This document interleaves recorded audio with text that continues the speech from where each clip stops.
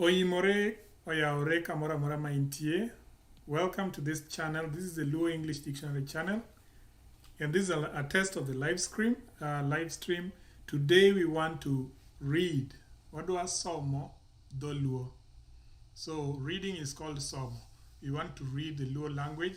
I have a small story here that I want us to read, and then we shall try to see if it makes sense, because I have some 4 questions that you should answer at the end of the live stream. Good.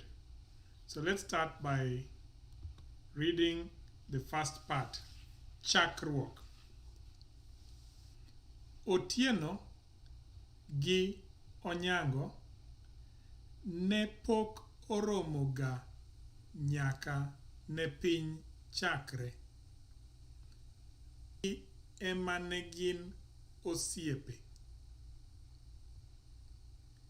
Jonyuol Onyango ne onyise ni mondo oikre nikech ne gidwaro ni mondo orom kod Otieno.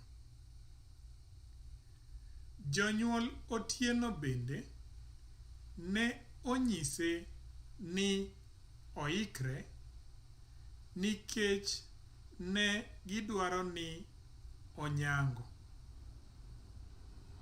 So that's the beginning part. Now let's move on to the the center. That is actually the how you call it in English. That is the theme of the story. Onyango ne onyise ni orwak lewni mane onyiewne mag dhi e nyasi nikech ne gidwaro ni mondo orom kod Otieno ka orwakore maber kendo ondisore. Bende ne onyiso Otieno ni orwak wuoche mane waigi onyiewo ne seche ma odhi romo kod Onyango, nikech wuochego bende ma nyasi. Good, that's a sentence. And then the last part, that is giko. Chieng' romo, Onyango kod Otieno ne omondo chiew.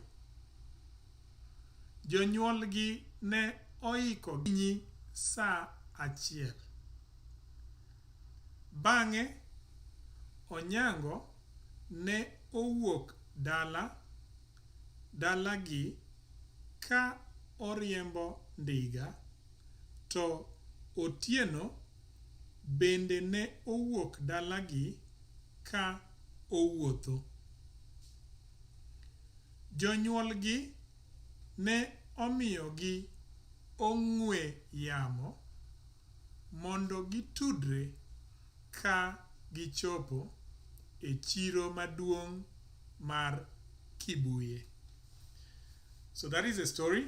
It has a beginning, a middle, and an end. And I want you to identify what is being said in this story. I have 4 questions for you today. The first one, questions are called penjo. Ang'o matimore e siganani? So what's happening in this story? What do you understand to be happening? Then question number 2, inyalo yudo nyinge adi siganani? How many names can you identify in this story? Then question number 3, magi gin yawuowi koso nyiri? Now the characters in this story, are they male or female? Ing'eyo nade? How do you know whether they are male or female? So And the last, woche en ango. What do we mean by woche? So ango matimore e siganani. That is the first question. And then the second question, inyalo yudo nyinge adi e siganani. How many names can you identify in this? And the third one is, magigin yawuowi koso nyiri. Are these boys or girls? The characters in the story, are they boys or girls? And finally, woche en ango. What do you mean by woche? So I think with this, you'll be able to identify the story and you'll be able to start reading the Luo language. This is a test run. We want to see how it goes. We want to stream both in our Facebook channel and our YouTube channel, and then we want to see the quality. We are testing the sound, we are testing the lighting, we are testing the software, and then after that we shall be able to make decisions and make better videos.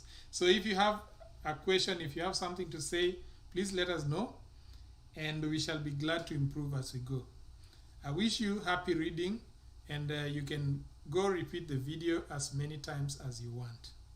Otherwise, thank you very much and have a good night or good evening wherever you are. Oriti, bye-bye.